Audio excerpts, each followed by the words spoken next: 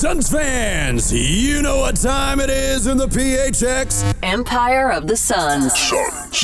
Phoenix Suns. Empire of the Suns.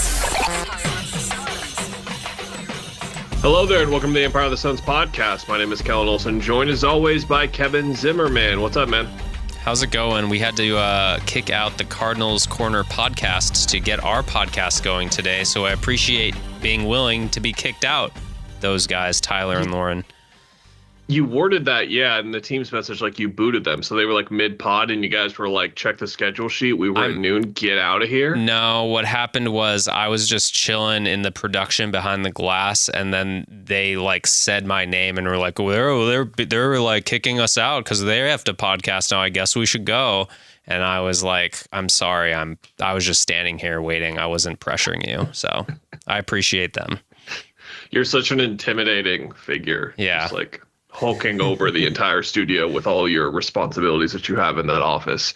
We're going to preview the trade deadline because I think there's going to be a lot more relevant, like on the court basketball stuff to talk about. We would usually use this episode a week or two out. We're a couple weeks out instead. February 5th is the date. It is January 16th when we're recording this. So a couple weeks out, not too far.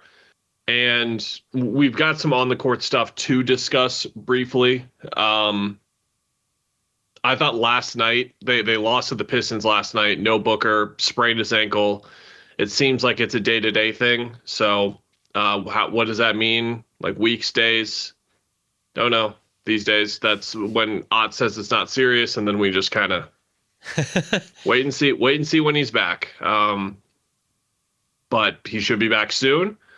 Jalen Green should be back real soon, and that's like really what we're going to have a lot to talk about with next week. But with all of that, we got the Pistons super shorthanded when they're heavy underdogs effort, and then the Pistons call like the rage timeout early second quarter. We're down 15. Can we start trying really hard just like these guys are, please? Then they did, and then the Suns just didn't go away. I thought it was one of their best performances of the year, and you know me. The people who are like, there's no moral victories, that I think that's a subjective thing. Yeah. I think you can take something from losses all the time, especially positives. And especially defensively, that might have been like their best defensive performance of the year. Like what they did to Cade. Now, Cade was half asleep to start the game, but he just could not wake up. Even at the end of the game, he could not at all. Jordan Goodwin was a menace. Grayson Allen was phenomenal. Oso Ighodaro was great. Like all three of those guys maybe played their best game of the year. So we talk about different instances of this guy's not playing well or this guy's out and other guys step up. This was that to like the top degree possible because this was the worst shooting game of Dillon Brooks' season. We'll talk more about him in a bit. Mark Williams continues to trend in the other direction while Oso Ighodaro goes the other direction. But I thought it was maybe the most positive game they've played in weeks. Am I crazy to say that? I'm trying to think of another one. Yeah, I mean, I think just the coming off the Heat game, like the Heat are what they are. They're going to make you look bad if you have an off night with their offense, I think. And so the response was awesome from the Suns. And again, I'm probably giving them credit for having a roster that doesn't look very good. But when you have the roster that doesn't look very good and you can compete like that and stay in the game, and it really just literally came down to, Dillon kind of missing and a couple possessions of just plotting offense where you don't really have Book, then I think that you can sell me on that being a moral victory. But yeah, I think just the last two games, the big thing for me was the center rotation. If we want to touch on that real quick before we get into kind of looking at trade deadline stuff, because it'll come up there. Okay, we don't need to then. But that was my main takeaway because when you're playing good teams on the road, and then the second one you're without your best player, these things happen. So I'm not concerned over a 2-game losing skid. Is it 2 games now? It should be, right? Yeah. I can't remember. Anyway. Yeah, they've lost their last 2. I think the radio. I'm trying to think of the right way to put this. Like the radio segment is basically Are the Suns like, is this like the worst spot the Suns have been in the last couple of like the whole since 1-4, like because they have not had more than a 2-game losing streak since going 1-4. That's something I talked about on Arizona Sports at Night earlier in the week. But if you look at that stretch from late November to mid-December, they were 11-6 and they were 15-13. So they dropped. They were 4 in 11 games. They dropped 7 of 11 right there. So they've had some turbulence a little bit before, but this will be a different kind of turbulence because they'll be integrating Green. Booker will come back, and it's like a different kind of challenge for them that we've talked a lot about already, and we'll get into. I was looking at it, and I think the OKC win at the start of the year is obviously going to be their best performance, even with what OKC has been going through over the last couple of weeks. That was still great. I think the San Antonio win earlier in the year, thought the Lakers win in LA, even if LA like didn't show up for the game, that was like a statement win on national TV, and that was the game that Booker got hurt in as well. I would put this like right up there with that. Okay. As well, honestly. I mean, if you remember how the Pistons did not look like the Pistons. If you remember, the Pistons, I think this season, if I'm guessing, probably looked something like last year's Pistons when they played the Suns, which was just like, oh, we're just going to shoot 70% for a game, 60% for a game. Like, that's how that good that team is, I think. Were you watching Isaiah Stewart at all during this game? Yeah. He's hard to miss when he's doing Isaiah Stewart stuff. Towards the end of the game, it was like, man, this is... Look, if he's earned the whistle, or however you want to like view this type of thing, then okay. Like, I feel that way about like star whistles with drawing fouls, but there was that transition play where the Suns scored anyway, but he literally dragged Goodwin behind his jersey and like prevented him from running up the floor. And Goodwin did like the I'm like being held hello. And then at the end, he did the Isaiah Stewart thing, like shoving Dillon Brooks. And I was like, well, what was he's done like 24 of these things, and none of them have been like gotten like the like knock it off foul, which is like what you call there, and like he just doesn't get them. It was so weird. Was there a clip of Grayson with, I don't know how much time, not very much time left in the game when they finally got a foul called, and Grayson's like off to the side, but he just goes like, we won. We got a foul called on us. Well, he got like a crazy bump from Cade Cunningham and then like slammed the ball together, and it had already been teed up. And if he would have not been teed up before, he would have gotten called for a tech there. But yeah, I never want to spend too much time on the officiating either, but there's just like more instances of this, especially with the reviews and like how confused these refs are all the time, where it's been, we do the in the moment, prisoner of the moment things where we're like, man, the officiating's so bad this year, but it really does feel like this year it's taken a step also, up a notch. Don't go to review if you're just going to call double tech. Like, I think we knew a double tech was, just do it and move on. Yeah. Yeah, there's a lot of pace of play stuff that's been really frustrating as a basketball fan this year, where we need to figure this out, because it's I think that Rob Worldwide WAP retweeted someone who showed a screenshot of 3 reviews in 14 seconds in the Knicks game, which is like come on, man. Okay, trade deadline preview. The way we're going to do this is we're going to start a couple of minutes talking about what we expect from the Suns in the deadline, which is for them to pretty much not do anything. But then you and I are going to view it from the case of not what we think the Suns are going to do, but how we think they should approach it. How open-minded should they be at this trade deadline with trading some of these guys? And we're going to roll through 4, 5, 6 names and kind of talk about the seasons that they've had, how it looks for the next couple of years, and so on and so forth. The main thing, Kevin, is we don't expect them to really do anything. I would be surprised if they shook this up at all.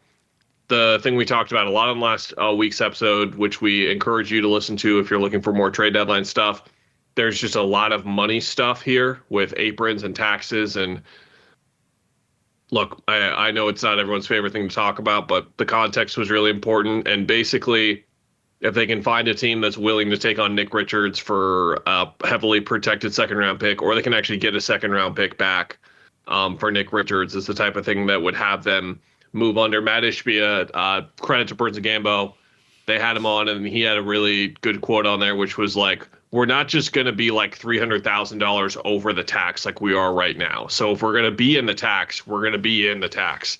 So if they can't find a way to dump Nick Richards, does that mean that they'll make a more aggressive move. I don't know. It kind of goes either way. Would you be as surprised as I would be if they wound up making a move for someone who would definitively like play in their rotation? I'll put it that way. That would be like a top 6, 7 guy in their rotation. I would be surprised. I think they're in the range of getting a guy who would be like where Nigel Hayes Davis probably should be playing, like just an 8th guy, 9th guy to just give you more depth, maybe more of size on the wing if you don't think Rashir's going to keep adding on to his workload, that kind of thing.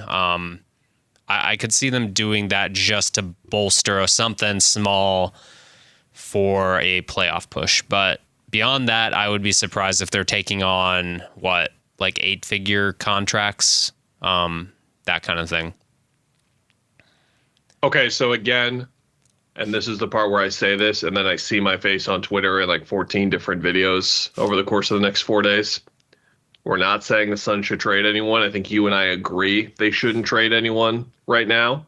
But we're going to look at this through the spectrum of maybe more of the offseason, but just more of like the questions that this team, long-term questions that this team has to figure out, and using the trade deadline as a convenient time to talk about these like 4 to 5 names and what they're going to mean for the Suns' future. There's going to be names like Devin Booker we're not going to talk about. Jalen Green, we've seen play for 5 quarters. We can't really talk about him, but there's a handful of other names that I think we haven't had this prism yet, Kevin, of like evaluating the full seasons they've had and how it makes us feel about their future with the Suns for the next like 3 years. And we're going to have all those conversations kind of right now. So contract size matters here and length. Obviously how they're playing with the Suns matters internally. Like, are they good at basketball, but also like how important are they for the future and keeping this thing rolling and future and keeping it rolling. And then the interesting part will be, I think, the just outside value, because some of these guys are kind of complicated in terms of they were super aggressive handing out contracts, but I don't know how the rest of the league values them, if that makes sense. I'm with you. Okay. Dillon Brooks is our first name. Okay. Dillon has had a career year scoring the ball.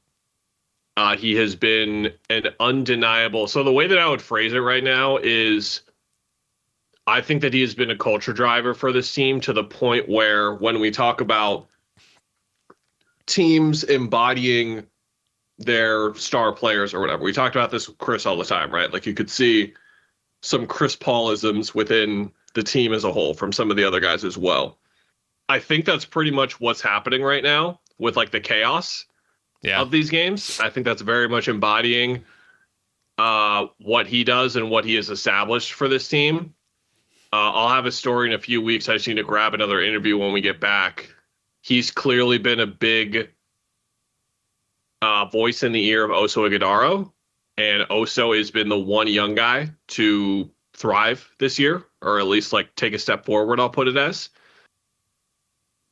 Everything that he does for them, like defensively, I think is like there's Jay Crowder links there in terms of connectivity and having a vet who has been in a really good defense before, keeping them all aligned. This is in the tone of like building up to a butt.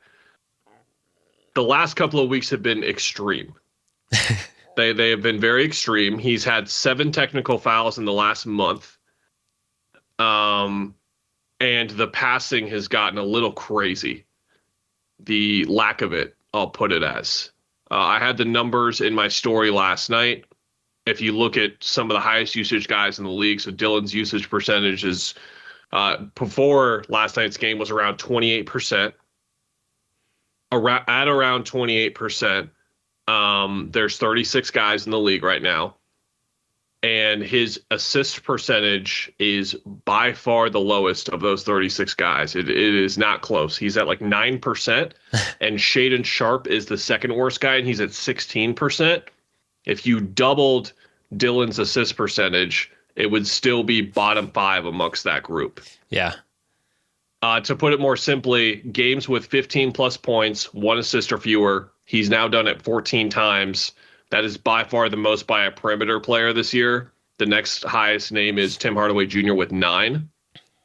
So I think at this point in the year, we are just seeing the spectrum like really getting hit from both sides right now. Because I think last night's loss, the win morally, as I've been putting it, would not be possible without what he brings and what he does, even on a night where he had his worst shooting night of the year, from 2 at least for sure. But Jalen's coming back. He is not an extremely good playmaker or a established playmaker yet.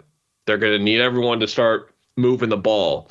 And by everyone, I mean Dillon, because the tunnel vision has been crazy lately. And when they get fully healthy, it's just going to have to be Jalen seeing the reads and making the passes. And I think Dillon is going to have to be a guy that is going to start being held to that standard, because what can't happen, Kevin, is we can't sit here and say, well, if he doesn't start passing the ball, you got to take it as like, you got to get the ball from him, or keep the ball from him a little bit more. Like, don't have him as involved. It's like, well, that can't happen, because then you lose everything you built up here. So it's a juggle, but they're having to start juggling here, and I'm monitoring. The crazy part about him, I know there are 2 different buckets of like performance, but the offensive tunnel vision, aggression, and coming back down to earth, I think just the averages has kind of coincided with the technicals and the crossing the line stuff, where he's not only kicking his legs out on a corner 3 attempt and trying to draw a foul, but then he's for some reason grabbing someone and pulling them down to the ground with him. And it's just like, it doesn't make sense. And it's almost like a runaway train with this. I don't want to like paint it like this is definitely going to get old quickly. Like people are going to sour on him, or he'll sour on his teammates quickly at all. I don't mean that, but I just mean like I'm curious if the trends will go back to like, all right, you're self-aware a little bit. You're passing to Jalen Green and Book because they're both back. Like, will that happen off the bat, or is he still just going to be as aggressive? I don't know that. That's the subplot to the Jalen Green and Book both being back story. Like the Memphis tenure ended after he kind of did the same thing, and it just like went terribly, and they didn't like him for whatever reason. I don't know if this is going that direction like anytime soon. I don't think so, but you do have to like think about those things if you're the front office. Obviously Matt Ishbia has said he's not trading him, so I think I know how they feel, rightfully so. And to go back to the culture driving stuff, he's that important to them. But I am curious to see how this goes as far as, hey, you got to move the ball a little more when we're completely healthy. You got to pick your spots. I actually don't think his spots have been badly picked. I just think he's very aware, especially recently, of how much he has to do. So that kind of stuff is just going to be an adjustment for him. And I do expect that he'll fall in line and be that third banana type. But he's going to be aggressive either way. And that's the part where, from a basketball standpoint, it's going to be tough to push and pull, I guess, and find that perfect spot for his aggressiveness, and whether he can regulate that, I guess, because regulation's kind of like the name of the game with him, I think. So, yeah, it's a great point. So for the more digestible numbers, 1.7 assists per game this year. That's exactly what he averaged in Houston the last 2 years. Of course, the main difference is he took around 11 shots per game for Houston. He's at 17 right now. I'm just monitoring it, and it's an interesting time to have the conversation. And I don't say I'm monitoring it in this vague way to say that I could sit here and make a case for trading him in the offseason. I'm not saying that at all. And again, they should not even consider, if anyone calls about him in February, no, we're not even going to discuss this. We're not even going to give you like a talk to us during the summer thing. No, like I completely support that level of thinking. As the person who was saying 3 to 4 months ago, this would be around the time of the year where if things are going well, you can trade him. You can trade Grayson. You can trade Royce. You can build up some future assets that you have pretty much none of right now. I would also like I would like to be clear and say neither of us is saying they should trade him. I was just playing the devil's advocate of these are the things you think about. And if you're another team, I think like maybe he has built up value and you would have interest for sure. He does make a lot of money. But yeah, I don't think it's much of a conversation from the Suns' standpoint. It's going obviously too well. And I think the more interesting thing that I'm bringing up here is that he's eligible for a contract extension this summer. And if you do not re-sign him to a contract extension, he would be an unrestricted free agent, not this upcoming summer, but next summer. He would be on an expiring contract next year. He makes $21 million this year, just under $20 million next season as well. I think they should try and re-sign him, and they should get it done. But I do think that these next like 30 games will give the Suns a really good indication of like what that price point is going to be. Yeah. Because if he continues to show, Kevin, there's been a couple of plays in like the last couple of weeks, but there was one in Phoenix where Book was wide open in the strong side corner. Like I'm talking 5 feet to his right. No one is there. And Book's sitting there like this, and he just kept going. Yeah. So there's just been some of those where it's like, okay, when this thing is fully spinning and like because I think the expectation and the gear that they're going to kind of change to once Jalen gets back is like, it's okay, we're fully healthy. Let's see how far we can take this thing. And in that mindset, it's like, okay, how does he function within the offense there?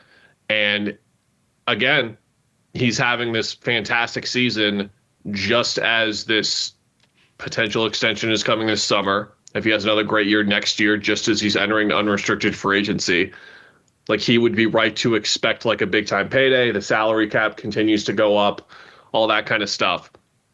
So I'm curious to just kind of see how he plays over the next 30 to 40 games. And if the limitations are as severe as I have felt they have been over the last couple of weeks, with specifically the passing and the techs and the flagrants, because I'll say it, they lost Tuesday's game in Miami because he got that tech. That is just a very subjective, I've been a basketball fan for a long time and that's how I feel about a thing. But those Miami crowds are always dead, and that crowd was dead. It was dead. And even when their team was coming back, they weren't really in it. Or I'm sorry, when their team was like running out to a big lead in the first half. Yeah. The crowd wasn't really that in it. But then once Dillon does the thing, they all kind of get crazy, and now they're into the game, and now they're booing him every time he touches the ball. And they've had a couple of games like this where road crowds specifically have gotten a spark because he's done that. The Detroit crowd was already really in the game anyway, but they were even more engaged after he got into it with Ron Holland. So like, it's not just the fact that he's getting text and he could be like suspended for a couple of games, which I ultimately think is what's going to happen here. I don't think he's going to wind up with 35 texts, but he's probably going to wind up with 20 to 25. And that's going to lead to a couple of suspensions. And so you take all of that with, like, again, and this is where when Jalen gets back, like he's shooting 35% from three, it's getting better, but those numbers are going to have to go up a little bit as well with how he's going to be off the ball a little bit more. So it's seeing the back and forth of how much his positives are weighed down by his negatives to the point where it's like this overwhelmingly awesome thing that he is doing for this team, to where it's like it's a pretty good thing. That's all I'm saying. It's okay. I'm just having an uncomfortable conversation at this point. And again, you and I are trying our best to prevent people from thinking that we're saying they should trade Dillon Brooks or get rid of Dillon Brooks. We're just bringing up some of the negatives right now because they have been there over the last couple of weeks. And by the way, Kevin, if like we were to evaluate how has he played the last couple of weeks, he's played pretty good. Yeah. But it's just that these things have been too loud to ignore. I mean, literally loud. Like he has a lot of technicals. Yeah. All right, next name. Grayson? No. Oh. Mark Williams. Okay. How do you feel about paying Mark Williams now? Because I think that try to think of the way to phrase this. I think we've figured out like the zone for him right now, and I'm curious to think if you agree or not, because I think we have figured out that against top 10 centers in the league, which is what we felt like he was playing as in the first 6 weeks of the year, first 2 months of the year even, when he is playing against a marquee big and or a marquee team, he tends to struggle. And more accurately, he's getting played off the floor and Oso's coming in, but that does have to do with Oso playing well as well, which we'll get to here in a bit. But we're seeing some of like the consistency on defense. We heard rumblings of it, and then he was just ultra consistent for the first 2 months. I think we've seen some of that. We've seen the finishing around the basket and things like that, like a little bit more strength being needed there. He dunks it a lot. You'd like for him to not dunk it a little bit more, but be more selective with when he uses his physicality, or be less selective with when he uses his physicality.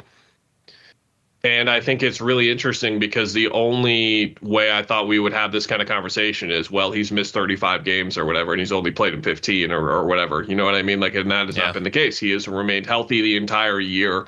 So it makes the conversation a bit strange. How do you evaluate the season that he's been having so far?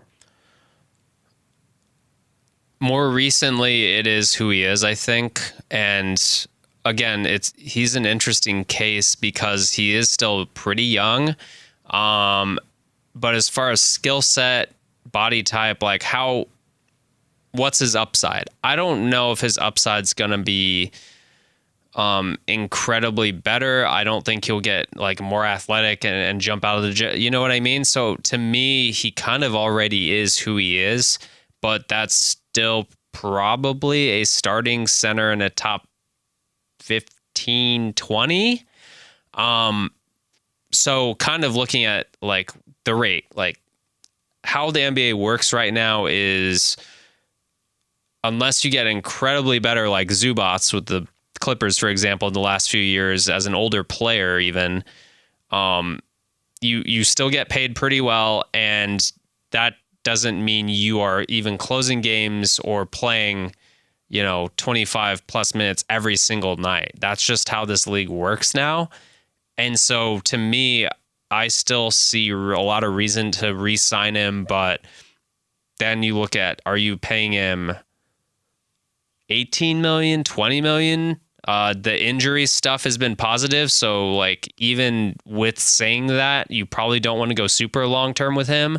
No other team would. So I think this is actually working out fairly decently with them, where like, you get your... No, it's weird to say, but if he would have kept playing like he had in the first 2 months of the year, right, that's kind of what we're getting to, is like, is he $100 million guy? Like, that's how well he was playing. Even with the injuries, it was like, is he like, do you include... He was switching off on little guys, like, and now it is who he is, but then it's like, okay, yes, we will pay you $18 million to be a specialized starting center again, who maybe you play 25 against some teams and 30 against others. And that's the value of it. And I think that's right where he might be. I might be even on the low end of saying 18. He might be closer to 20, 22. I don't know. That's for we don't know people. Like the numbers going up, because it's like the version... Everyone knows what we're talking about. Like the version of 18 is 28 the new 18. I don't know. Yes, these numbers are about to get insane. So, well, I agree with you. I think that he has been great this year. I think he's been great, but it's just the same conversation with Dillon again, where it's like the limitations are really starting to show themselves over the last month or so, and it is this really weird conversation for us to have at this time of the year, because it's like, okay, is this what it was always going to arrive towards? Regression is a weird word, but that's kind of what we're getting at. He's still really good for this team and important to this team, and they still really, really need him. Yeah. I think it is really foolish to think like, well, if restricted free agency doesn't go well and a team goes crazy with their offer sheet, you can just let him go. That works if Kaman Malawach is ready, but if he's not ready, like Oso can't come in and play like 36 minutes just because he's been playing super well over this stretch. Does not mean all of a sudden, like, can Oso be your starting center? Like, no, don't slow down.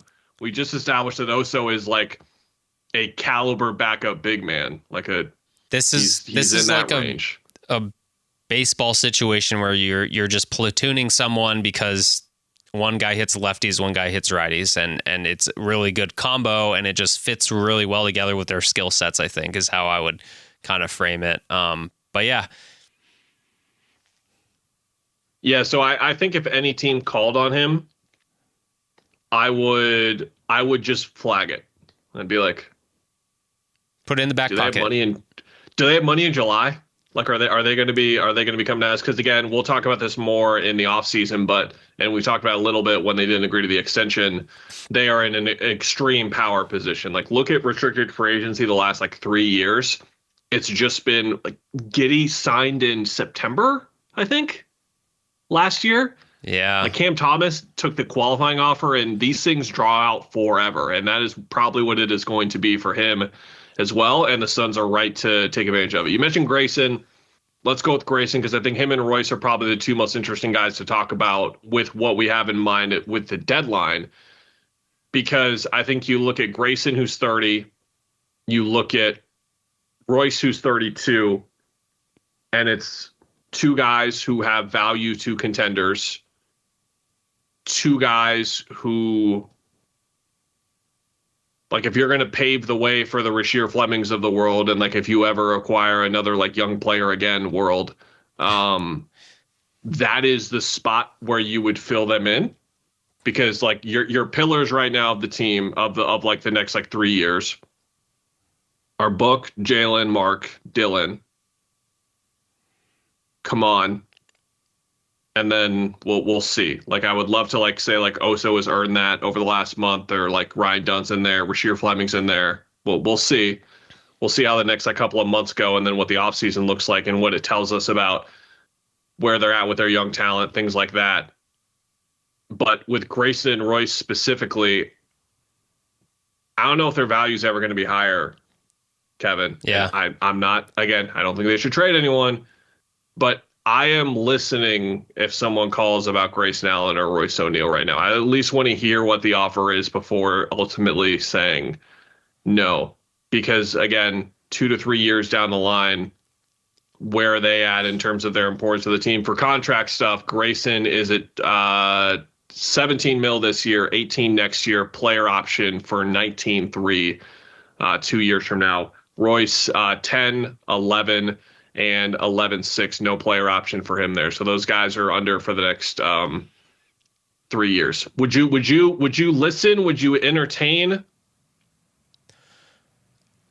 I don't know what's coming back, but I think the issue with him is you have to get Who's him? Grayson. Significant upgrade. Like, if you found a power forward, I don't know what, like, let's use Jeremy Grant, for example. If you think, let's say, you can look up the math, but Jeremy Grant fills your power forward slot, right? If you think that better balances your roster, then my question is, what is Grayson going away doing to this team? And to me, like, they made their identity out of the 3-point volume. So that's where, okay, can we replenish that in other ways where we don't have to completely change who we are on offense? The spacing remains, you can't say it's going to be the same because Grayson Allen's one of the best shooters in the NBA. But can we at least get another shooter in there to make it similar or keep it afloat? Because he is in some ways redundant. If you're saying Jalen Green is part of your team in the future, I could see one of either Jalen Green or Grayson Allen being like, okay, that's the guy we're going to part with to make our team better balanced or better in general. So that's where I could see it, and that's where I could see them like thinking at least a little bit about it, even though again, losing one of the best shooters in the NBA and sending him away is going to hurt your team pretty significantly. That's the summer conversation. I think that's like the number one summer conversation. Yeah. Is how Jalen plays over these 40 games. Because I think Grayson, recency bias, you can claim with how he played last night, maybe his best game of the year. But before the injuries, he's also shown like this is the best version of him we've seen so far.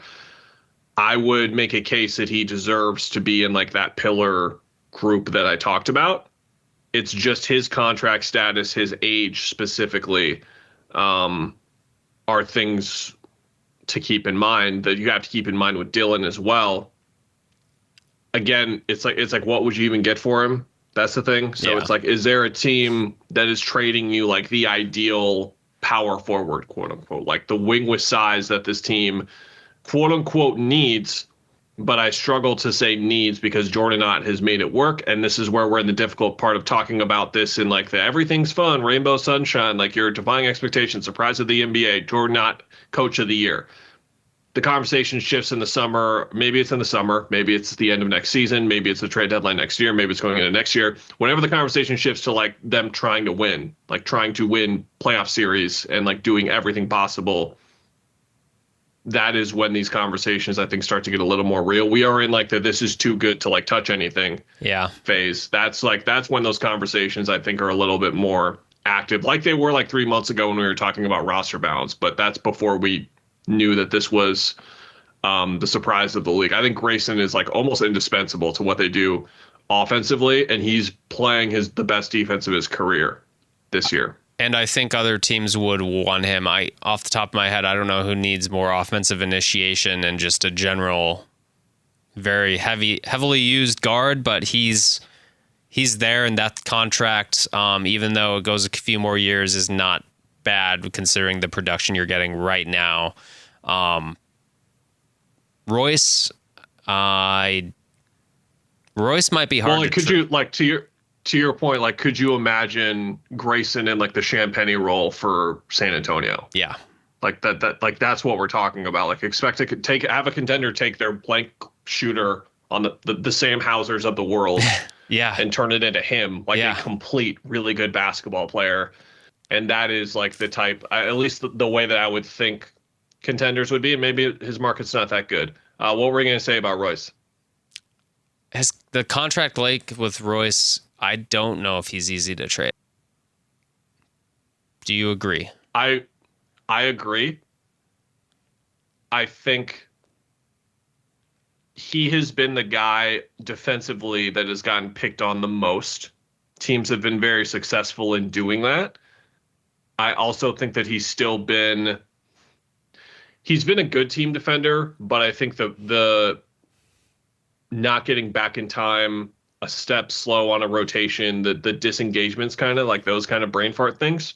Yeah. He's been the most he's been the guy doing it the most of like the guys who know better. He's been doing it the most. But this is something that Steven from PHNX has talked about a lot, like the insane value that he brings as like because to go back to like the Champagnes and the Hausers and all those kinds of guys, like the worry always there is like, what decision are they going to make when the 3-point shot is not there? Like you don't even have to think about that with Royce and Grayson. You don't even have to think, like they are just nailing that decision 99 times out of 100. Now they're prone to the occasional turnover, and that's going to happen because of how aggressive they're being asked to be. Like Royce had some finishes at the rim the other night. He's been doing a lot more of that too. I think that the contract is difficult just because it's the classic, like, are we about to take on like another mid-level contract? This is my whole CJ McCollum is the worst aprons take, which is a lot more teams would love Royce if they weren't like, well, that moves us like $6 million closer to the second apron, or that pushes us over to the second apron, and we just can't do that. Yeah. I think teams would be interested. I'll just say it. I think he's by far the easiest guy to move to open up time for the youngsters. So whether that is something that they're not going to explore it now, but if that's something for them to explore in the offseason and Royce continues to have this really good year that he has had, that is the pathway, because that's the thing, Kevin, is we'll get to one more name before we go.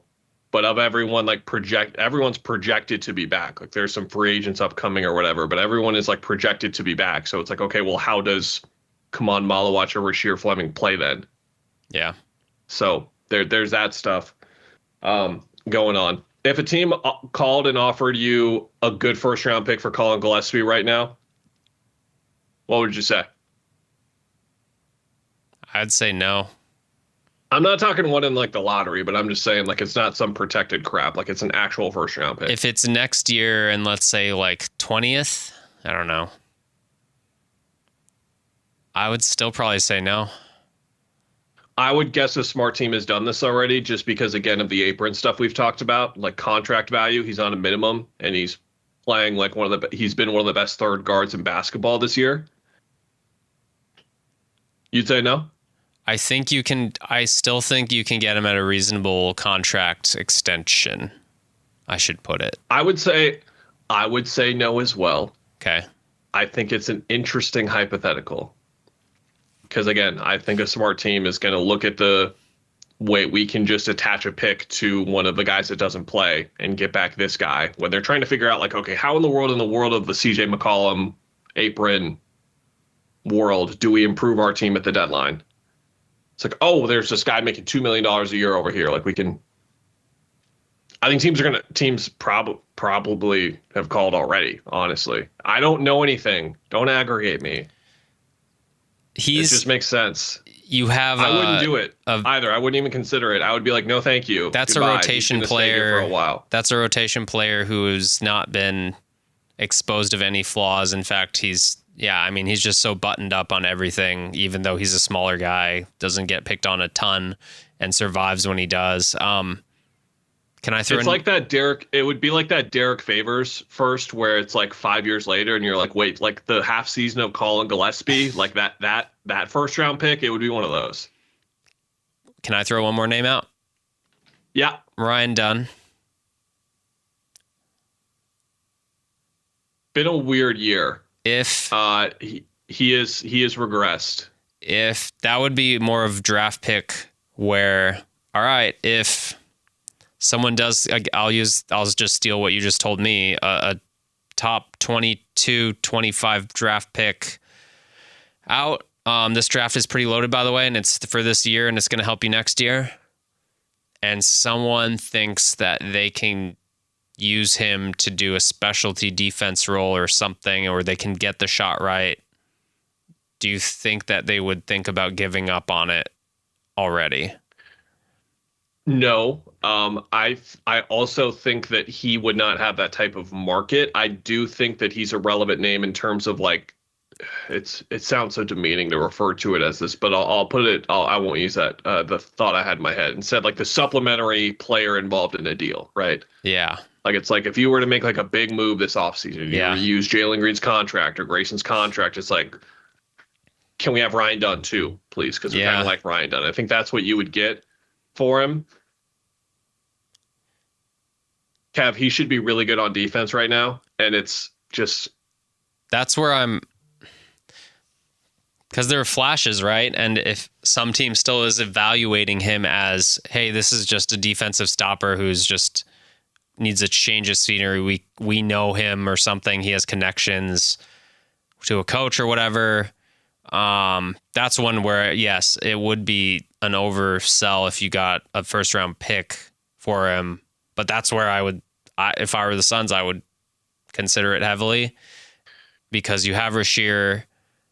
And like, I hate saying someone can't learn to shoot, but it's just been a confidence thing. And then the defense stuff has been the more concerning, honestly, because I had him. Yeah, it's not even the shooting. I don't care that he's shooting like 15% from three or 20% from three in the last 10, 15 games, like whatever it is. Like the numbers are not good. But there were like 12 to 15 games last year where he changed it with his defense. And he wasn't even like a really good defender last year. He was good for a rookie, but had clear, like, stop getting stuck on screens, dude, all that kind of stuff.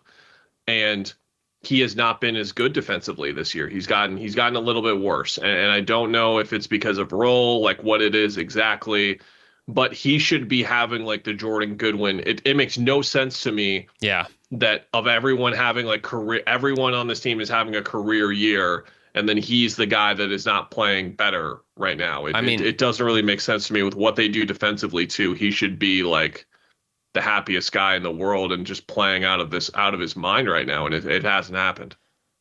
There have been a couple plays that are just like, I forgot which center in the last week blew by him, but last night it was Duncan Robinson. Like, yes, Duncan Robinson's going to pump fake you and you're trying to close out on him when you were helping a little bit, but just like closes out way too hard and gets blown by Duncan Robinson and then kind of recovers, but then never catches back up to Duncan Robinson trying to go and operate in the paint. And that stuff is just like awareness, but also you're panicking or you're just not, you're a couple steps off and you I don't know what it is. It's weird. It's almost like, are you hurt in some ways where just like there's not enough pop to do what I think he should be able to do or has shown in the past he's able to do. So that it's just weird to me, the defensive stuff that I've seen. I still have my stock. I still think that he's going to wind up being a rotation wing at some point. But that's an important pick that they had to nail. And he showed so much last year that I was really optimistic about. And some of my optimism has faded, but I'm still holding out my stock. Last one that I have for you. Okay. If a team calls and gives you a good offer for Oso in like the call-in range, not like quite that good, but they love the switchable big off the bench. They really need this element of their team. You got Kamon Malawach waiting behind. Do you entertain? Do you listen? Hang up? What do you do? I think it's a similar answer of a pretty hard no, like the Cullen decision, because I'm already confident that he can survive in this league in a spot role like he's in. And then when you add in the Mark Williams uncertainty, the Malawach uncertainty, the Nick Richards who's like we didn't even discuss because we just assumed that he's on the block, then you should keep him just out of necessity, but also young, absolutely smart player, who, by the way, is joining Burns and Gamble later today. So look out for that interview. And yeah, I would be pretty hard to sell me on trading him, even if it was for a draft pick, because that substantially hurts your team this year. And then if Mark got hurt or something, then you're in real trouble. It's a problem to address once you have Kamon Malawach and Mark Williams playing well, and consistent. When you have like too many good centers. Yeah. We're not there yet. Yeah. Okay. That was fun. Good thought exercise. Hey, Jeremy, do not pull the clip of us saying stuff about trading Dillon Brooks this year. Yeah. Don't even can we not pull a clip from this at all, or do we have to? We should. Don't even pull one. We should, because Trade we say Dillon Brooks. Got it. Kellen and Kevin said on Empire of the Suns to trade Dillon Brooks to the Lakers because Lakers fans said it's a possibility. Cut off his mic, Kevin. Oh, wait, he's the producer. I can't do anything. That's the problem. Yeah, they ultimately have all of the control. Well, that was nice. Hopefully we don't get aggregated. Hopefully people aren't mad at us for having reasonable conversations, because that's never happened in the decade history of this podcast ever. Never. No, we're fine. I'm not worried about it at all.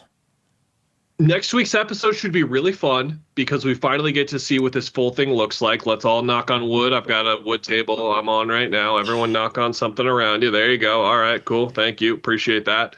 And we'll get to see what this thing looks like. Maybe we'll have the injury report. If you're listening to this on like Friday, day of, you're just like, you've got the noti up and everything. Like you're just a diehard. We appreciate it. We appreciate all the support, by the way. Kev, when people come up and say hi at games, I always mention the pod first. We got a lot of loyal listeners, and we appreciate them a lot. We do. Always good to hear stories of people who rely on us, who can't watch every game, etc., catch up and that kind of thing. So we appreciate you all. And yeah, next week should be really fun. As you can tell, I'm really looking forward to it. We'll see if it's Saturday, Monday, or Tuesday. And then they've got to finish off this East Coast swing next week, which we'll be here to talk about. Until then, bye. Bye.